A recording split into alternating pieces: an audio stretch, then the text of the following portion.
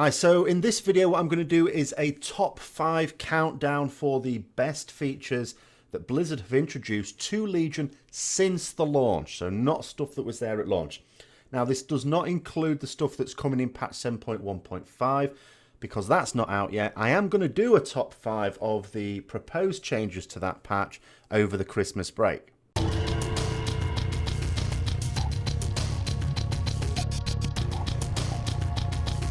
So let's get started then, and in 5th place are the brand new Kirin Tor quests where you've got to find the goal. It's like the platform type game, really fun, really enjoyable, everyone loves it. No, I'm only kidding, it's the most annoying thing Blizzard have put in the game since Gnomes. In 5th place is the World Quest bonus bar. Now, this isn't for me a great problem anymore, it could be argued, but certainly when you were questing or you just got to level cap, you probably got absolutely loads of quests and they're probably all active. And what I had to do to be able to track my progress on a world quest, if it was a fill the bar type thing, as often they are, is I would either have to untrack a load of quests, or I'd have to keep going onto the minimap to hover over the world quest icon, or just run around killing things and clicking things until it all completed. Whereas now Blizzard have made a change whereby that bar will always show no matter how many quests you've got, they'll make space for it. I think it's a very minor but a good quality of life feature. That's my number 5. Now, in number 4 of more material benefit, with the World Quest caches, of course, what we all hope for is a legendary when we open up our emissary cache. But what we got instead was gold or artifact pouches, always welcome, order resources sometimes. But then later on they decided to put gear in it. Now, in theory, this would be quite nice. You've just dinged, nice bit of gear there to get you up to the item level required to get into heroic dungeons, or maybe even LFR when that came out. Okay. But it was always stuck at really low item level. And then what they did to improve it is they've now made it scale up. So it's the same item level as you might get from a world quest. There's a possibility of it becoming Warforged or Titan Forged. This is a big improvement. It means that now you can get your characters geared up pretty quickly without having to spend a fortune at the auction house getting crafted gear and obliterated up.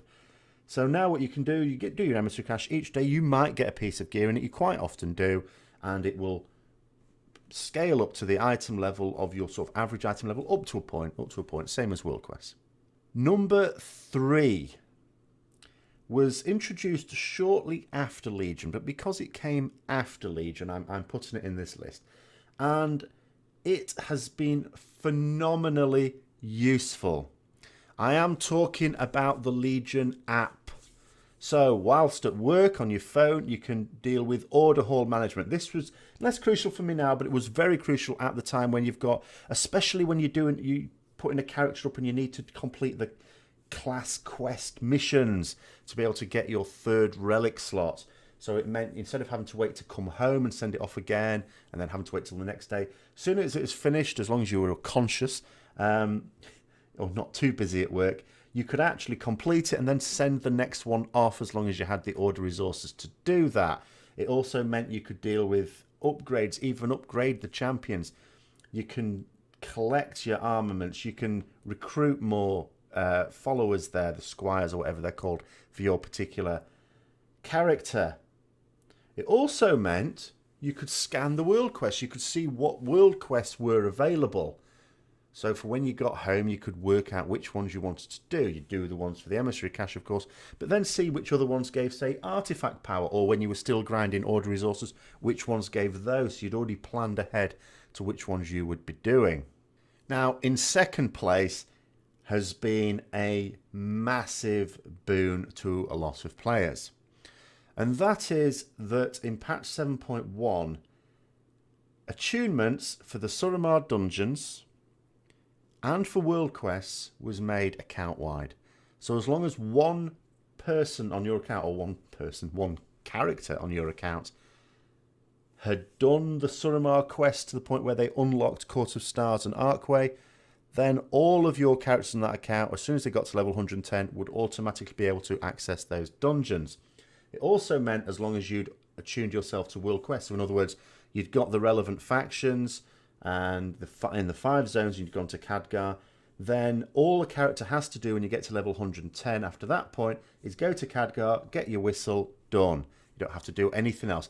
It means, for example, on an alt, you don't have to do what I did with my first characters, which is to do a little bit in each zone just to at least get to friendly in each faction so that you could then spend an hour in Suramar at level cap, get yourself friendly there with Nightfallen and get the world quest activated.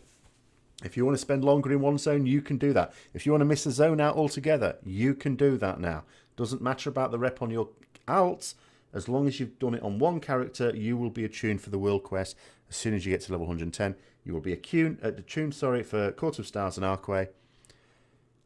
In fact, the only thing that is stopping this becoming number one for me, because I think it is massive improvement, the only thing is the fact that it doesn't affect everyone. Because it will only affect you if you have alts, and a lot of people have alts, but not everyone does. So the number one for me had to be something that is going to directly benefit everyone. In first place, and because this affects everybody, I'm going to say it's the changes to the auction house which were long overdue. So when Legion came out, we had, I suppose, a typical situation, but it seemed much, much worse in Legion, where for especially herbs, you would often find people posting in stacks of one. So you needed hundreds of these if you were going to get your raid consumables together. So looking up Fjarnskargl and buying one at a time for the cheapest unit price was an absolute nightmare. And the reason why people would put them on one at a time is because they wanted to maximize their profit. So let's say someone puts on a stack of 200, but the amount they put it on works out at something like, say, 80 gold per Fjarnskargl. And you want to get 90 gold. Well, if you put them on stacks of one and put on 90 gold, yours would come at the top of the list if you sorted by price, because it's still cheaper than their stack of 200. It's just not cheaper per herb. Now, of course, you could use an add-on such as Auctioneer, which is what I use. But you still had the hassle, although you could now see whose was the cheapest, you still had the hassle of buying one at a time, and it was a massive pain in the arse. So what we needed was a system where people were dissuaded from doing this. And Blizzard stepped in and actually changed the core part of the game. So now if we look at the auction house, and I type in Fjarnskargl, there's one I did earlier, what we can see is the cheapest, this is sorted by price per unit now, so the cheapest one's here, the price per unit, 32 gold 70, 32 gold 75, and so on down.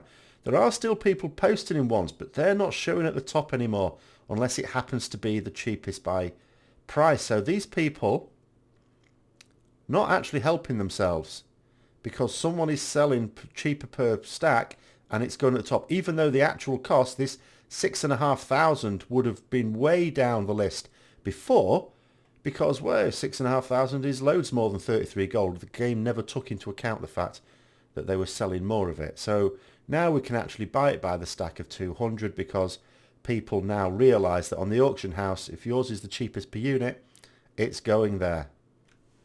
So that's my top 5. Hope you found it interesting as always. If you did, don't forget to like, comment, subscribe and share. And until next time, I'll see you later.